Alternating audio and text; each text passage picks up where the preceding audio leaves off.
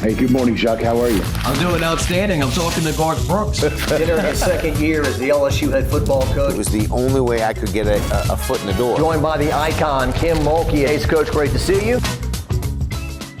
Well, it's summertime in South Louisiana, and that means we're counting down to football and another exciting season. Terrence Graves is in his second year as the head coach at Southern, but he's been there many, many more years than that. Thanks for coming down and joining us today. Thank you for having me, Jock. Good to see you. Always good to see you. How you feeling? Feeling well. Feeling great. Excited. Getting ready for a season. So. Yeah. Well, you were the front man last year for the first time. Oh, yeah. Oh, yeah. Yeah. In the past, you might have been playing the drums or the bass or whatever. But you out in front now. So how are you getting used to being out in front? You've been in coaching, well over 3 decades now. Yeah. But now being the head coach, you learn anything new? I love it, yeah. There's always something new to learn every single day. You don't ever know it all. So, it's something new that you learn. And I tell you what, last year was a great experience, and it's given me a lot of experience to go forward this year. Well, you worked under Pete Richardson, the legendary Pete Richardson, so many years. Did he tell you stuff like you're going to get too much credit, you're going to get too much blame, or what did he tell you about becoming a head coach? Well, he just told me to do what I've been prepared to do. He said, he tells me all the time, he said, I knew you were going to be a head coach one day when you played for me. So he always told me I was going to be a coach. And he said, just do what you've been coached to do. You know what's right, you know what's wrong. Listen, don't ever stop learning. And, of course, when you win, it's good. When you lose, it's terrible. But that's part of it. So he said, just do what you've been coached to do. How old were you when you got the job? So just a year ago or? 55. 55 years old. 55. Okay. So, perfect timing, patience. I think you said you've been offered things in the past that maybe didn't fit, right? Right. So what did you think about the timing, becoming a head coach at 55? Timing is everything. I actually prayed a couple years ago, and I asked the Lord, I said, if it be your will, I'd love to be a head coach by the time I'm 55. And I got the job at 55. Beautiful. So, beautiful. But, like you said, I've had opportunities. They just weren't the right opportunities. And timing is everything, so it worked out well. Well, how much has it changed? Because you were there in the heyday. You were part of, let's see, I'm reading here, 4 Black National Championships you were part of, and a number of SWAC championships as well. Correct. So you were in the quote-unquote heyday of the 90s, right? Right. What was that? Just, if you can, encompass that period of time. What were the 90s like at Mumford? Oh, it was great. It was great. It was no place in the world like A.W. Mumford Stadium. Saturday night was just electric, leading up to the games and just that atmosphere and the crowd and the bands and the games, it was always exciting. It was always fun. And we did Coach did a great job with his staff and the players, and the administration gave him the things that he needed to get done. And we really had a really, really good time. That was a great ride. You came in on that first staff? I actually came in 1994. Okay. Because I was finishing school at Winston-Salem State. Coach came to Southern after my senior year in 92, fall of 92. Coach came in spring of 93, and I was still in school. So after I finished and chased the pro thing for a minute, he brought me down here, and the rest was history. Yeah. What did you see from him when he first took this over in terms of, from what I've heard, recollection, they were okay, mediocre. What did he have to do to kind of kick this thing in the butt and get it going? Well, funny that you say that, Jock, is because when Coach came down to Southern, I asked him, I let him get settled in, and we were talking, and I said, Coach, what you think, how you like it? And he was like, T, I don't think they really like me here. And I said, Coach, just do what you do, and they're going to love you.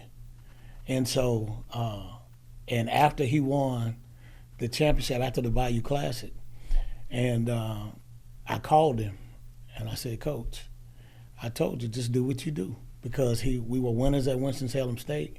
He brought what he knew here, and just instilled it in those guys, and the rest is history. Yeah. And, the team across town, LSU, they weren't doing so hot in the 90s. And I remember kind of, some of those fans gravitating your way as well because everyone likes a winner, right? Yeah, when you're in football town, they love a winner. Yeah. So good stuff. And then there's a changing of the guard too, right? Because Eddie Robinson is at Grambling, right? He's kind of getting into the latter part of his career, and here comes Pete along. What were those early Bayou Classics like? I tell you, they were great. They were great, and it was a blessing to be a part of them. To be able to coach against the legend and coaching with a living legend, a rising legend on the rise, it was really great. And I mean, those games were nip and tuck, action packed, hard hitting, back and forth. And Coach did a great job of being able to get the team prepared and allowing us to come out victorious in those games. And the crowds too, right? The Superdome, you filling the place up. Yeah. I mean, it's a unique. Probably for a lot of those young men, the biggest crowd they would ever play in front of in their lives. Yeah, it was. And I tell you what, to have that opportunity to coach in the Superdome in a game of that magnitude, I played in big stadiums, but to be in that atmosphere, man, that was awesome. And to be on national TV too. Correct. These days, everything's on your phone, TV. Right. You can see it. But back then, the only game a year, right? Yeah, on NBC. And it was, the Saturday after Thanksgiving. So it's like everybody's plugged in, tuned in, and, Southern and Grambling. And it was a great atmosphere, great for both institutions in the state of Louisiana. How do you compare and contrast the student athlete from the 90s to the student athlete now? What are the similarities? What are the differences? He's still got to recruit them, right? So you can't say they're spoiled and they. But can you still sell them on the dream? Hey, you're gonna play in Mumford. You're gonna play for a legendary HBCU. You're gonna play in the Bayou Classic. Those things. I think a lot of that stuff is still relevant. Yeah. And a lot of them grow up around it. They attend the games. So a lot of times it's that's already something that's in their minds. And it's just, back in the 90s, of course, you didn't have a lot of the social media and things of that nature. So, and I always say all the time, and I tell my guys now, I say, see the difference between your generation and our generations and the generations before you. You guys are more inside children. We're outside children. Y'all play the games, the PlayStations. We had Atari and Nintendo and stuff like that, but we spent a lot of time outside. Yeah. And so, I mean, these guys are great athletes. I mean, they're like, you older people, older coaches, older players always say, oh, y'all soft, y'all this, y'all that. These guys are not soft. These guys are great athletes. Never have we seen offense and defensive line run like they run. Tight ends and, the skill was pretty much, skill is skill. Great skill guys are going to be. But the linemen, to be the size and have the athleticism that they have, man, it's mind-blowing.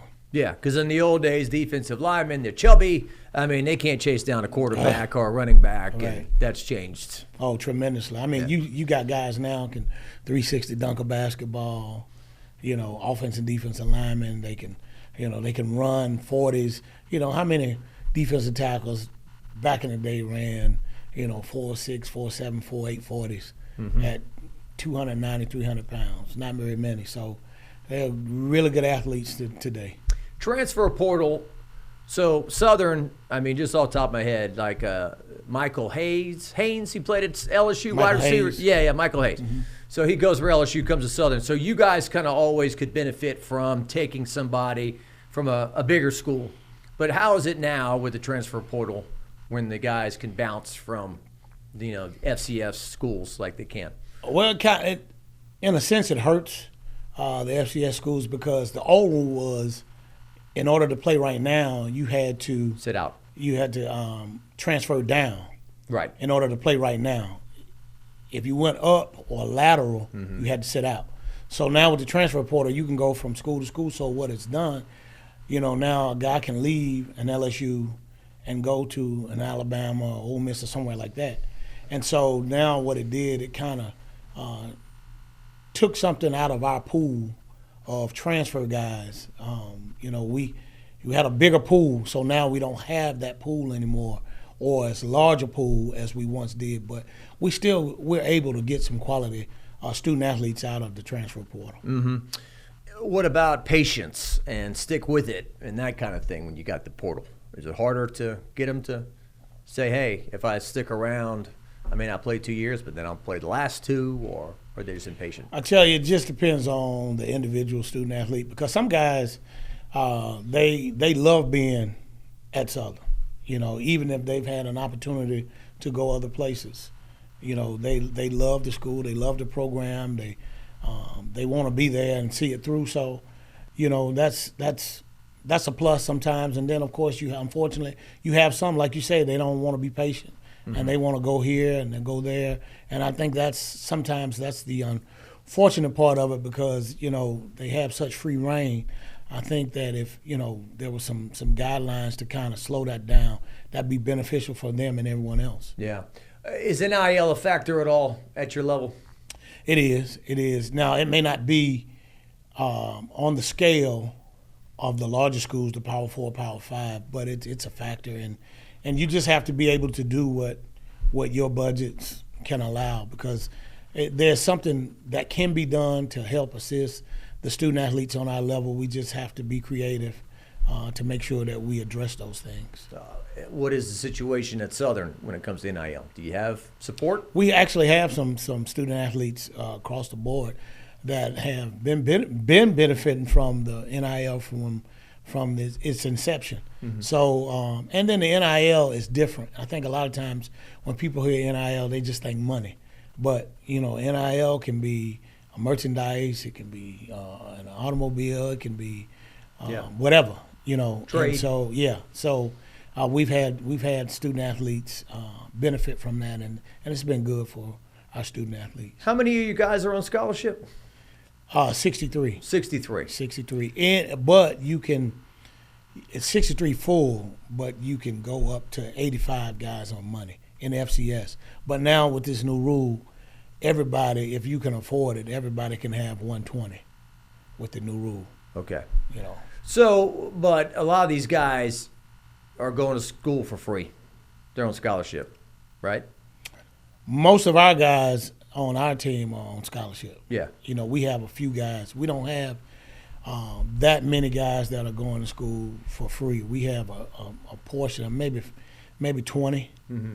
But for the most part, our guys are scholarship guys. I guess what I'm getting at is sometimes I'll go to a restaurant, there'll be a young lady, waiting on the table, and you talk to them, and they're like, yeah, I go to school at LSU. It's $20,000 a year. It's $30,000 a year. It's $40,000 a year. I'm not sure what it costs at Southern, but I'm sure it's not just I'm going to whip out some chump change and go to school. So that's what sometimes, look, the football players, they deserve their NIL and be paid, but sometimes on the other hand, I'm like, yeah, being kind of greedy, because you're going to school for free and you're going to get your degree and all that stuff. There's a lot of people that are in student debt for a long time that are ordinary Joe Blows like me. So I don't know if there's a question there, Coach. I'm just talking out loud. But education is still important? Oh, very important. Very important. Our guys have done a great job academically. Our team has overall team GPA is over 3.0 right now. Awesome. And so it's definitely important, because guess what? The APR is not going anywhere. So I haven't heard as much about that lately, but it's still there. It's still there. It's not going anywhere. So you definitely got to make sure that those guys are doing what they need to do. And plus, even with this new lay of the land in college athletics, you still got to have a foundation. And I explain this to our players all the time. You look at those guys in football and basketball that go on and have great careers, and they make millions of dollars. When you turn on television, ESPN, Fox, and those places, what are they doing? They're working. So education is important. Yeah. I just think being productive as a person is important too. Yeah. I mean, even if you're Tom Brady and you play till 45 or whatever he played to. Right. Knock on wood, he thinks I got another 45 years on this earth. What am I going to do, right? Hey. You got to do something. You got to do something. That's right. All right, so your season opener is early. Yeah. August 23rd. Yeah. I think that sweat is what I think of August 23rd outside. Heat. I'm not thinking the leaves are going to be changing on the trees and the cool breeze coming in for the fall. So North Carolina Central University, this is the MEAC SWAC Challenge. Well, I thought it used to be the SWAC MEAC Challenge. It's the SWAC MEAC Challenge in the SWAC. In the MEAC, they call it the MEAC SWAC Challenge. Okay. So it depends on which conference you're in, but SWAC MEAC Challenge for us. Yeah, it's like two bands on the same ticket, and That's right. I'm saying you're opening tonight for me. That's right. I'm the headliner. There you go. But so how do you feel about this game to kick off? I think it's going to be a great game. Two great programs. Coach Trey Oliver's the head coach at North Carolina Central. He used to be the defensive coordinator here at one time. He's done a great job with that program. And he has a great staff. He's always in the hunt over there in the MEAC, and so we're excited about having an opportunity to go to Atlanta and represent the SWAC and Southern University against a quality opponent. Yeah, and it's only 1 week before I guess everyone else opens, but that's a big difference, right? I mean, when you're navigating August and whatever practices you get and the heat and all that stuff, I mean, it accelerates the process, right? Oh, definitely. I mean, it moves everything up. And so it kind of changes what you do in the summertime. But then, like I tell the guys all the time, football is like life. You got to be able to make in-game adjustments. So, we know that, the camp is going to be earlier. Conditioning, we had to start conditioning early and things of that nature. So, but you look at it, and we also having an advantage because we're playing week 0, and we're the only show in town. Yeah. So everybody will be tuned in on ABC watching us. So, you have a great opportunity to display our talents and our skills on national television. Oh, that's wonderful. I mean, by that time, everybody, hey, we can put the University of Antarctica going up against Alaska, and people are going to watch, right? Because they want to see football. So you're on national TV. People are hungry for football. Yeah, it sounds like a win-win. Oh, definitely. It's a win-win, especially if you love football. And then you'll have the band will be there, right? Human jukebox, your dancing dolls, all that. It's kind of like a bowl atmosphere. Whole show. The whole show, it's going to be a great – it's basically a classic. Right. Right, and it's at the stadium. You were explaining it to me, Georgia State Stadium, which used to be the old Turner Field for the Atlanta Braves, which when Georgia State started football, they converted that into their home stadium. So that's where the game will be held, right there at Georgia State Stadium. All right, so you're not in the AC. You're not in the Mercedes Stadium. So I would imagine strength and conditioning plays a big role right out of the bat, right off the chute here. Oh, definitely. Guys are working hard, and, you gotta get prepared for it. So we practice outside. We're gonna play outside. So we're gonna practice at night, like we did last year, and so we'll get acclimated to the conditions of a nighttime game. Yeah, because I know at LSU they always debate neutral site games. Like, don't take this game out of our stadium. We want to play, but then you get it. Maybe a Clemson will come here next year, play LSU, and so forth. But they played a lot of these games in other cities, and I mean, but have your fans embraced it, do you think? Yes, our fans, they love to travel.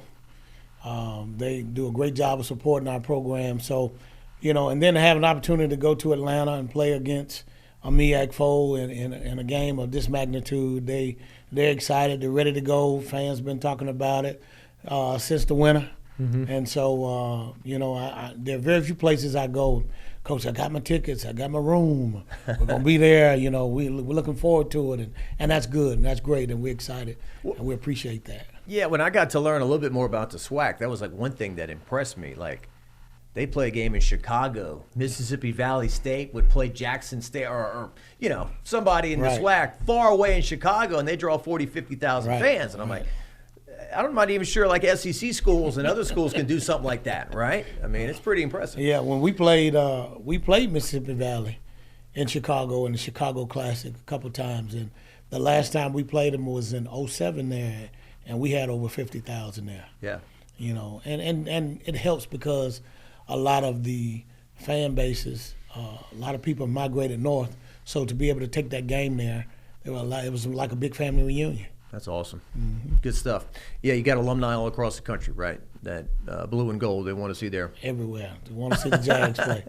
And then when you have like the Super Bowl and the Human Jukebox is part of that, and you got Beyonce wearing a Southern T-shirt. Hey, it's great. It's great. All that helps promote the university, the programs, and it's great.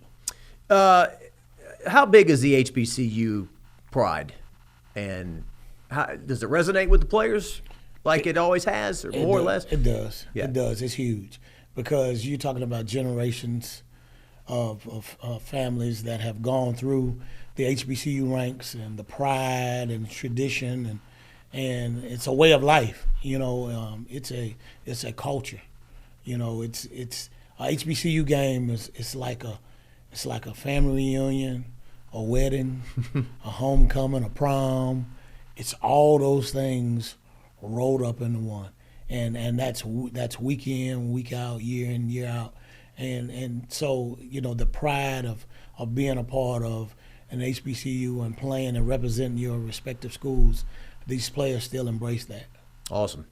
So you don't have a home game until the third game of the year. So you're going on the road to Valley in Itabena, and then September 6th you got Alabama State coming in, and the first home game from this point forward will be the Pete Richardson Classic. Correct, and that's going to be awesome. To have a great opponent like Alabama State, and Coach Eddie Robinson does a good job over there with his program to bring the Hornets in here, and two SWAC teams playing in the Coach Richardson Classic is going to be exciting. And then you got to remember this is the 30th year for his championship team in '95.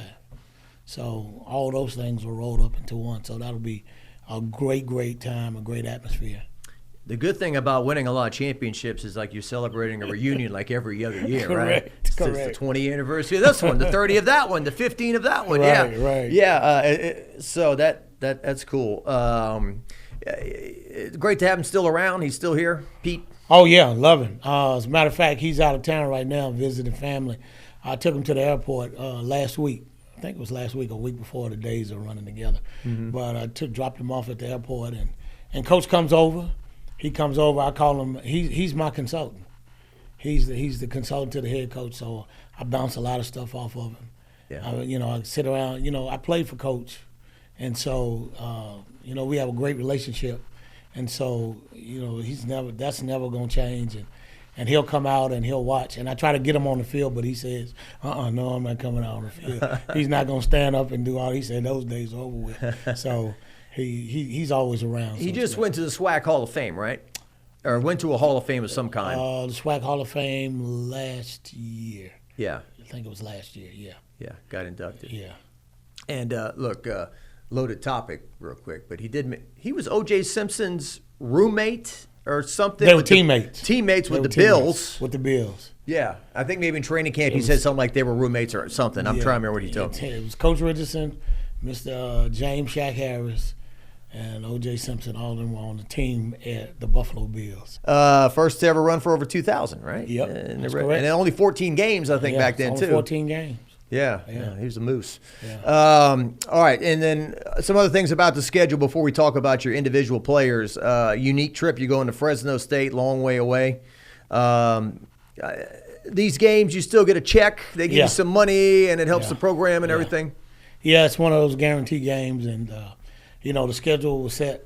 They set to make those schedules now. Somewhere 5 to 6 years down the road. So that game was already scheduled. Yeah. And we're excited about that, and the guys are excited because you get a chance to fly to California. The Southern University alumni on the West Coast is going to be there, as well as the ones that are going to leave here and go, and to be able to play up and to showcase your talent against a FBS school is always good. Coach is saying if you like the game, great. If you don't, hey, I inherited this. I didn't schedule this, right? You played LSU once, right? Yeah. Would you like to do that again? Or I mean, that would be something that, my bosses would have to work out. I mean, it was a great experience. It really was. I mean, to leave downtown, headed to Tiger Stadium, and to see that crowd and to be in that stadium, I'd gone to LSU football games in the past when I was coaching here the first time around, and we had open dates. But to actually be the opponent in Tiger Stadium, that was a great, great atmosphere, great experience. Look, I've covered, obviously a lot of LSU Alabama games and other games where the campus was packed. I don't know if the campus has ever been more packed than it was that day. Everyone wanted to be part of this social event, even though it was 100 degrees outside. It was early in the year. Yeah. It was very cool. It was cool to see all the people interacting. Correct. Similar to the national championship parade in 2003 when LSU and Southern both celebrated together and all that. It was great. It was great for both institutions, the city and the state. That was. I mean, you're talking about 200,000 plus people in and around that stadium on that campus. That was a great, great, great time. What were your memories of that parade of champions in 2003? Were you here? here? Actually, I actually left. Yeah, okay. In the spring of 2003 because I went home to take care of my mother. I was the defensive coordinator at the time, and I went home to take care of my mother, and Gotcha. And then I came back in 2004. Gotcha. So yeah. There was that. I noticed there was that 1 year on your resume there. And I heard you small talking a while ago. You've had a great relationship with Brian Kelly and LSU so far. Yeah, we have a great relationship with that entire staff, and they always open the door for us to go over. We've done a lot of professional development and things of that nature over there, and it's been great. And those guys, from time to time, some of the assistant coaches will come over and visit with us, and it's been a really, really good experience. It kind of reminds me a lot of when Coach DiNardo was at LSU, and we would always go over and spend time with those coaches and have a good time. So, did you know Saban at all? Yeah, we did. I did, and we would go over there. He'd invite us over, and we go to practices and scrimmages and things of that nature, clinics. But Coach Saban was, he was a lot more guarded than Coach DiNardo and even Coach Miles. He'd invite us over, and he would do more talking, like when I'd see him out at a convention or something like that. But at practice, he was all business. Yeah. Well, Quincy Richard, who I played golf with the other day. Oh wow! I signed Quincy. Did you? From Opelousas High. He was 16 years old when he came to Southern. Is that right? Yeah. Big, tall, good-looking kid, could throw the ball a mile. He was a two-sport athlete. As a matter of fact, I don't know if he told you, he was offered a scholarship in football and basketball at Southern. At Southern? Yeah. And that just wouldn't work out. It just seems like it's so difficult. He got to Southern, and he was like, hey, football was it. He just wanted to play football. Yeah. Well, you got the Trades Green kid over at LSU. He tried to do it. It's just your seasons overlap. The body structure you need. I get bulkier for football, then I got to lean down and run up and down the court. I mean, it just seems like it's – I don't want to call it impossible. It seems impossible. Well, in the 90s, we actually had guys that played football and basketball. Jackie Mitchell, Troy Ingram, those guys, Brian Johnson. Well, Brian was a track guy. Yeah. But Brian wanted to play football. Olympian. Yeah, he wanted to play football, but we told him, no, stay on the track. But, we had guys that played football, basketball, football, baseball, football and track naturally, and we even had some guys play football and tennis. Jerry Guy was a football player and a tennis player. Okay. So, yeah. Well, Quincy told me that they would go play 7-on-7 with LSU. Mm-hmm. Quincy says that they lit LSU up. And so that Jimbo and Nick and all of them, they were all shouting and yelling, and they were ticked off that day and everything. So that was Quincy's story to me. And so, well, I'll say this. I wasn't there, but I heard about it. You heard about it. And I will say this. Those guys were great athletes at both institutions, and they would alternate. Our guys would go to LSU, and those guys would come to Southern. And so when those guys came over, it was some fun. It was some battles, huh? Yeah. I peeked out there on my way home, and some battles going on. Oh, well, I'm going to have to do some investigating. I guess some video doesn't exist of that, but that might be our own little local ESPN 30 for 30, champions on the field there. Right. Well, let's talk about your team a little bit. So let's start with the most important position on the field, quarterback. So you lost a couple of guys, you gained a couple of guys. Is this thing wide open as far as who's going to start? Well, right now, Jalen Woods is the returning starter because he played last year, and then he went in spring, and he had a good spring. But it's wide open. My thing is, and a lot of people think that's coach speak, but it really is. Everybody has to compete for their starting job because I don't ever want guys to think that they haven't made. So it's Jalen's job to lose, but Jamari and Cam are certainly capable of going out there and winning the job. You played a lot of guys last year at quarterback. It just seems like you'd want to settle on one, right? Just for kind of flow, or you got no problem just throwing them in and out? Well, conventional wisdom says that, you go with one guy, but the object is to win games. And so if a guy is struggling, there's nothing wrong with giving another guy an opportunity and letting him sit down and reset and refocus and have an opportunity to have some success. I think sometimes we do these guys a disservice when we let them stay in there and just struggle, and have to deal with it. Yeah, sometimes that you're going to have to fight through the struggle, but again, at the end of the day, you're trying to win games. So the guy that's going to go out there and give us the best chance to win, that's what we're going to do. It just seemed a couple of times it was like, okay, this is the starter. Took the bull by the horns. Who led you down the field? Was it Alabama State when you won at the last second, or you had to A&M? You had to knock down a pass in the end zone to hold on. Alabama A&M, maybe? I was A&M. Is that T-Set that drove you down the field? I was T-Set. Oh, T-Set's the guy. Well, not so fast, right? I mean, it bounced back and forth. Well, you got to remember now, Noah was a junior who didn't play a whole lot between Grambling and here. And then Jalen Woods and T-Set were redshirt freshmen.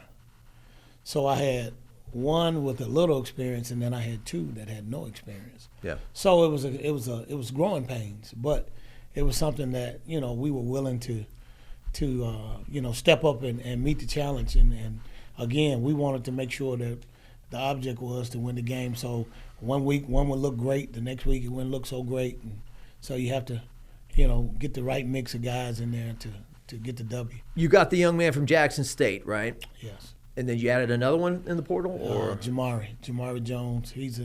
At one time Jamari was the #1 rated quarterback in junior college at East Mississippi Community College, and so we got him, and then we have a really good. It's going to be a really good quarterback in the future. He's going to be a true freshman. His name is Dylan Compton out of Bunkie High School, and he's very talented, and we're excited about him as well. Nice. Bunkie. Yeah. What was the name of that crawfish place in Bunkie? Can't remember. I worked up there for a couple years in Alexandria, not far from the casino there, the Paragon. All right. So, what do you want out of your quarterback? Like Sean Payton used to say, quarterback is like the pilot of the airplane. He either flies us to safety or into the side of a mountain, right? So, obviously don't turn the ball over, but there's got to be kind of, hey, we got to chunk it. We got to take chances too, right? Yeah. I want a guy that can do both. A guy that can throw it and a guy that can run it. And then he's got to be a leader. He's got to be mentally tough because he knows what comes with that position. You're the hero or you're the GOAT.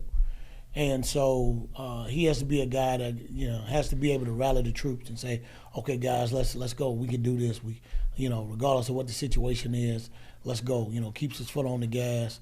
And so that's what we're looking for, a guy that, sometimes you hear coaches say they don't want game managers and they want, because coaches can manage the game and things of that nature. But we want a guy that, he doesn't necessarily have to always win it, but you don't want a guy to lose it either.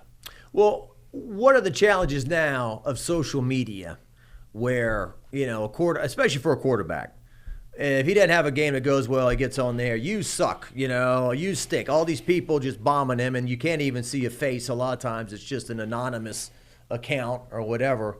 Coach O used to say, block out the noise. I mean, how do you manage that these days? Because that can really kind of, so much of it's mental, and how do you stay away from that stuff? Yeah, you definitely have to block it out, and we try to tell those guys, even though they're part of that social media generation, but we really put an emphasis on, hey, man, turn your social media off.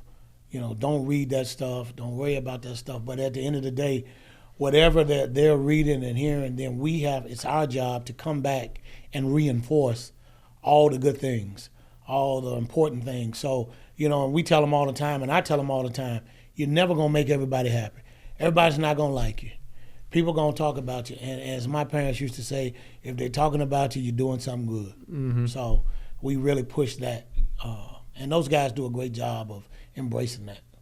Running the football. So looking at the guys that racked up your yardage last year, it seems like they're all gone. Kendrick Grimes, C.J. Russell, Savion Tissett, Noah Bowden, and Tyler Kirkwood. Those are your, at least statistically, those are your top 5 rushers. So is the running back room pretty wide open too? It is, but we have some transfers along with some signee. We have Marion Asbury from Southern Lab. He actually graduated early, and he was in spring ball. That's Daryl's son. That's Daryl's son. Yep. And then, of course, Jason Gabriel from John Curtis and Barry Remo from Catholic High. So championship program guys that played last year, and those guys had pretty good springs. And then we got, 2 transfers. We had a young man from Michael Franklin from Jacksonville State. And then we have a guy named Princeton Cahey from Louisiana Tech. And so those guys are older guys. And so we have a great mix of experienced guys and young guys. So that running back room is going to be a really good one. Awesome. And then when it comes to catching the football, 2 of your leading receivers that are coming back are tight ends, right?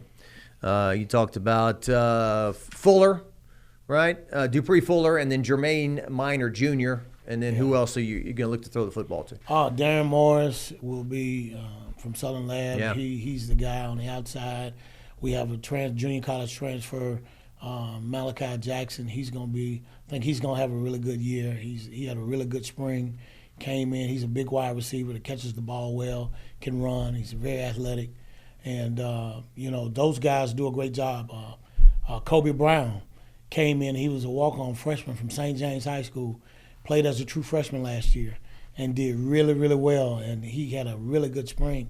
As a matter of fact, he walked on and earned some scholarship money because of the way he played last year. And the sky's the limit. We have a few other guys that I think will step up and do well for us on the outside. The 2 tight ends are probably the 2 best tight ends in FCS football. Nice. Yeah. All right. And that position's changed too, right? I mean, it used to be a big lumbering guy just an extension of the offensive line. Right. Now in this modern era. Yeah, more like a H, a slot guy, off the ball, move. And those guys, they run well, they catch. I mean, they're very athletic, so they create matchup problems. So we're very fortunate to have those guys. Awesome. Now, people who don't show up in statistics that are very, very, very important are the offensive linemen. Yes. And so without the big uglies up front, as we call them, you don't run the ball, you don't protect the quarterback, you don't go anywhere. So tell me about the offensive line. Well, I'll tell you, we had a young team across the board, but we were young there. But those guys did a great job for us last year. We wound up playing. When we got rolling, we started a true freshman, Brian Wallace. He started 10 games as a true freshman. We had a redshirt freshman as Jerron Lewis right here from Woodlawn High School. He wound up being a guard for us. And then, it was we had a couple older guys, Juan Gonzalez, and Christian Garcia is another transfer guy. He'll be a senior this year, Joshua Trash. And then we brought in some transfer and junior college linemen. We got quite a few of those guys, so we have some depth and some size and some experience in those guys. So we're looking forward to see what those guys do. They're doing a great job right now here in the summer working together, and so we're excited about them. Guys had a great spring. So the big uglies, Antonio Sanders and those guys, we're looking forward to seeing what they'll do this year. Yeah, and we don't mean you're ugly. We just it's a term of endearment. That's right. Defensively, Kelby Givens. So I don't know if I've ever seen somebody have 27.5 tackles for loss in a season, 12 quarterback sacks, and it's not like he burst onto the scene last year. He's doing that before. So is this one of the more special defensive players you've ever coached? Definitely. And I'll tell you a quick story about Kelby. When we played, our first year, we played for the championship, and we lose to Jackson on that Saturday. Season over. Season is over. That Sunday, Kelby was in the weight room. It's a true freshman after a championship game loss. So everything that he does or he's obtained is because of the way he works. And so he's one of the best football players that I've had the opportunity to coach. And he's an even better young man. From the Shreveport area, right? Yes, he's from Shreveport, Captain Shreve. Yeah, that's amazing numbers he's put up. Oh, yeah. So far. Is he a pro? Could he make it? He can definitely play on the next level. He definitely could. And because of today's game, you know, he fits the type. As a matter of fact, a young man last year that he tied actually FCS record for sacks. He wound up getting drafted in the 3rd round. Same size, same build, everything. So the way that the game is played right now, depending on the schemes on that level, he can definitely play on next level. Just a random thing real quick. Was it Danny Johnson, defensive back, Southern, went to Washington? Right. We used to do a celebrity softball game. I have never seen somebody run the bases like Right. Danny. I mean, this guy rounded all the bases like it felt like 3 seconds. I was like, oh my God, Yeah. how fast. Yeah, Danny was a great athlete. Great athlete. Yeah, just flew. And then so Herman Brister III, that's a very familiar name to the Baton Rouge area, right? Yeah. Tell me about him. You know, Trey transferred in from Air Force Academy. Of course, he played at Southern Lab. His father's the principal there. His grandfather was superintendent at one time and a great head coach at Estruma High, Coach Brister. And so he comes from a lineage of football coaches. And he came in and he did a great job for us. He came in and learned the system, and he wound up being a starter at safety. He's more of the physical enforcer type safety, and he's smart, he's physical, and we're glad to have him back home. Anybody else we should mention? I mean, I don't know if those kickers and punters deserve any, but you're replacing your kicker, right? Oh, yeah, Josh Griffin, he graduated, and, of course, we signed the state championship kicker, Nathan Zimmer from Central High School, and Kenny Pham is back as our punter. So, you know, it's always good to have great specialists, and that's something that Coach Richardson always took pride in. So that's something I learned from him and continue to try to make sure that we have. Who are some other leaders maybe that you may want to mention? The linebacker Vincent Page, he was the starter last year. Horatio Johnson is our free safety. Elijah West, he's our starter nickel. Elijah's special because Elijah can play the nickel, he can play the corner, and he can play the safety spot. And so, and then we'll have Eric Reed back. Eric Reed, he graduated. He's a graduate transfer from Georgia Tech who started at corner for us last year, but he had a foot injury, and it really hurt us late in the year, but he's back. And so we're looking forward to having those experienced guys back in the secondary.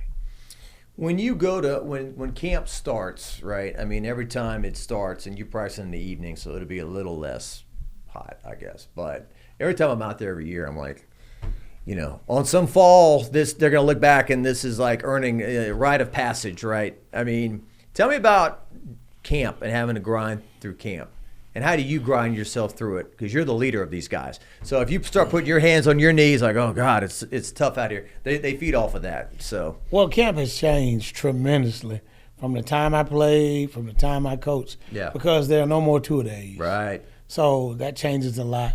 But it's still it's still grueling. And so the thing is, you just have to, you know, get the most out of those guys and make sure that they understand what we're trying to accomplish each and every day.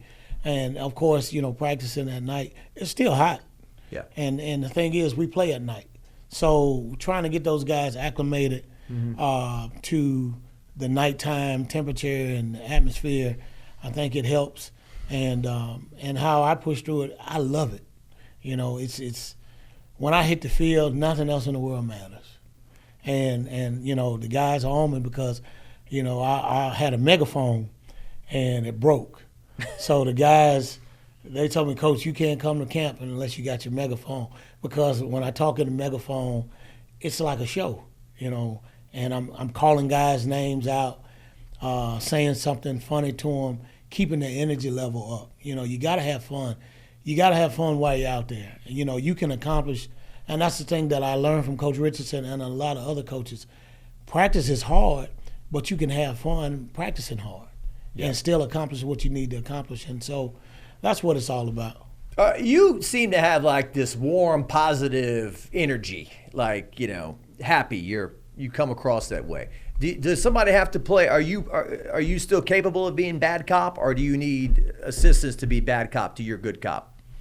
No, I can do it all. Perfect. It's just depending on what the situation is. I am a pretty upbeat person. They always tell me I'm a people person, so that's part of it. But now when it's time for me to actually turn it on, I can turn it on. But as I've gotten older in the profession, I've kind of pulled away from that and kind of gotten into, hey, you can. My father used to always say you can get more flies with honey than vinegar. Mm-hmm. So I kind of use that approach more so now. And the guys, they understand and they respect it. There's times where I gotta let out the old Coach Graves and kind of get them back and, get them back going. But for the most part, they understand. And, I say what I mean what I say. So I don't really have to do the good cop, bad cop deal. It's pretty much just, hey, okay, let's go get it. Yeah, yeah. A few more things with you. Appreciate your time. You've never had an indoor facility out there. Right. Can you get one? Can you raise money? I mean, it just seems like in South Louisiana, you're dodging raindrops. But you do have the turf now in the stadium, so you don't have the muddy mess that you did when you had to practice outside the stadium. So well, there are some talks. There's some things that and going down the road that we will actually have an indoor facility. So in somewhere down the road, and that's exciting. That's exciting to know that will come, and I think AD Banks and the administration are doing a great job of providing those things because, like you said, having the field turf really helps, and it allows us to be able to go out and practice in the rain. The only time that you can't go out is severe weather when it's lightning and things of that nature. But for the most part, that's few and far between. So, having that opportunity and coaching in the rain is fun, and the guys like to play in the rain. So, whenever that happens, it'll be great. But, right now we're just excited. We're getting a new turf put down this year. In Mumford. So it's going down right now as we speak. Okay. So we're excited. Already time to replace that thing, huh? It's as we speak. Progress is going well, and we're excited about that. That's awesome. Well, and I think you have a great leader in Roman Banks. Your AD is a guy he cares and he wants Southern to do well. And I always talk to him. I said, man, your basketball career was rolling along pretty good, and then you stepped out of it to be the AD of the school. And he pointed out all the championships the school won last year, including yourself, right? You won the West and the SWAC, so things are going well there with his leadership. Yeah, he's doing a great job for us. And on a somber note, Sean Wallace, going way too soon. Those things are weird sometimes. It's like, you heard about the initial, and then you'd see him out at games coaching, and then you assume he's okay, and then bang, one day you hear he's not here anymore. So just your thoughts on him. I tell you, I miss him, man. We all miss him. Some days we're sitting in meetings, or I'm just sitting in my office, and we miss that voice coming down the hall, or we miss that voice in the meetings, and just his spirit. And I remember when he and I were assistants, we used to sit beside one another in meetings, and if I said something funny, and he had a great sense of humor, and he laughed hysterically. And the thing about it, Jock, was you hated sitting beside him because he was going to beat you to death while he was laughing. And he would shake me and he would hit me. And then he said, I'm sorry, Coach. I'm sorry.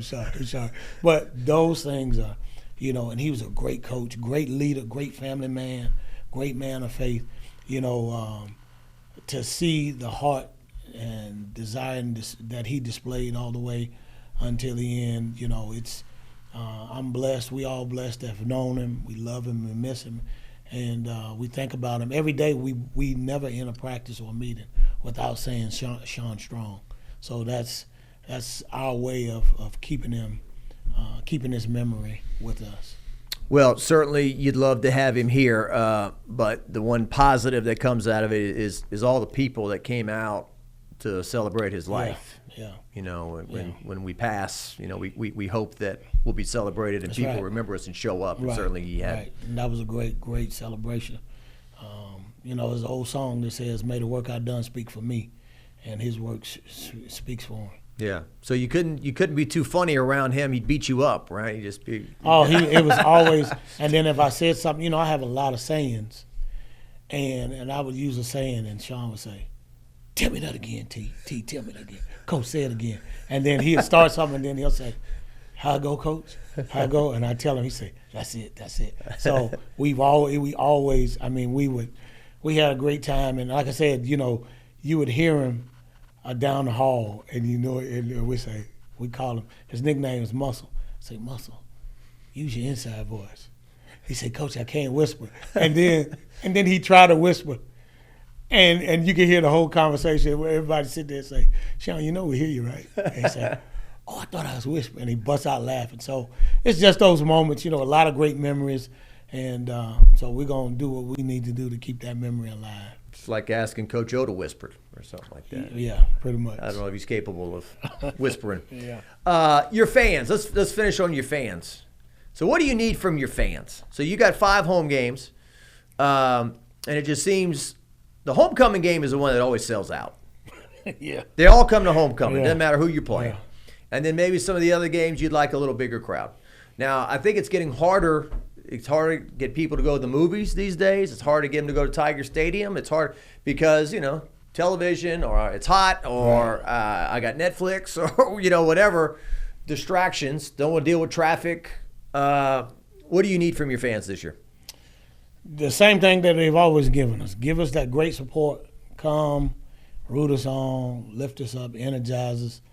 You know, come, bring people and stay to the end because those guys love it when that place is packed. And I think this home slate that we have, schedule-wise, is a great one. You know, to have Alabama State coming in here, to have Jackson State coming in here, to have Florida A&M coming in here, have Texas Southern and Prairie View coming in here.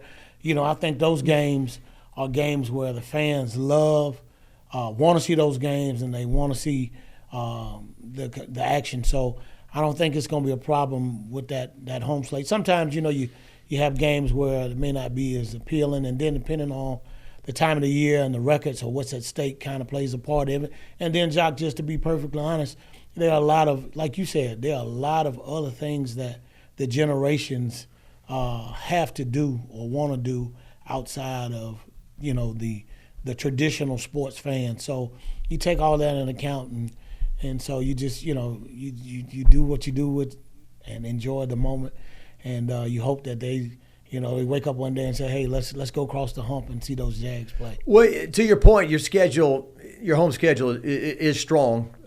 Jackson State. Somebody told me one time, Grambling is Southern's biggest rival. Jackson State's their nastiest rival. They're the most intense. That's probably right. The fans. I mean, when you go over there to when they call it veterans. Yeah. They put 50,000 in there. Yeah. And at one point, a former AD, I think, was taking the home game against Jackson and playing it at Jackson and getting like 60-80% of the gate or something like that. Wow, that's an old regime, wow. A former athletic director, right. Not Roman Banks. But yeah, and then, you know, it seems like late in the year, like around November, you would, before the Bayou Classic, you might play, no offense, but somebody like Lane College or somebody like a smaller school. You're not playing any of those kind of schools. Everyone on your schedule is a SWAC team, somebody comparable to you, it looks like. Well, it depends on how the rotation of the schedule goes, because sometimes, and even in the past, we'd have a Florida A&M late at Mumford or on the road. So it just depends on how the schedule is rotating and how it rolls. So, and then of course, it's always tough. You got to kind of strategically have homecoming maybe a month before the Bayou Classic, because you're talking about 2 big events financially, and so you want to do everything you can to make sure that you don't make it such a burden on the fans and the alumni. You want to do everything you can to make sure that they are not, you know, stretched out financially as well. So I think we do a good job of making sure that doesn't happen. Awesome. All right, bear with me real quick. I'm Okay. walking off the camera. I'm going to grab something real quick. So you came in today, so I just see that there's this hat here. So show me how you would put that on there. Oh, wow. Let me see. Yeah, it's all right. Now, this, I'm going to give you the story behind this. Okay, there you go. Okay. I'll go with it like that as much as, okay. So, the story behind this is my father, Rufus Graves Sr., he used to wear his hats like this. And so when I was a little boy, I used to emulate everything he did. And so I would wear my hats like this all the time. Even when I played baseball, and they would tell me, son, you got to straighten your hat up. And I'd do this, you know. Sometimes it would be like this, but most of the time it was like this. And so the umpires would stop games and say he has to straighten his hat up. And one time I got in the worst trouble ever. I told the ump, I said, my hat's on straight, your eyes are just crooked. Oh. But this is a trademark. And then growing up in Norfolk, Virginia, a lot of the men, they wear their hats like this. So I've always worn my hat like this. And you can go back to 07, I think, in the newspaper when I was coaching at Southern. They got a picture of my hat on like this. So that's just something that I've always worn my hat this way. Yeah, and so, you think of Dad when you put it on. I do, because, again, he wore his hat like – Coach Richardson, when I was at Winston-Salem State, he wore his hat like this. Yeah. So I think it's something – Coach, I don't know what it is. It just hey, I emulate those who did it. So it's you. Yeah. It's Terrence Graves. That's right. Thanks for coming down. I really enjoyed this. Thank you, Jock. I enjoyed it. It was a lot of fun. Yeah. Blue and gold. That's right. Go Jags. Southern Jags. He is Terrence Graves, the head coach. Thanks for stopping by Jacques Talk. We'll see you later. All right.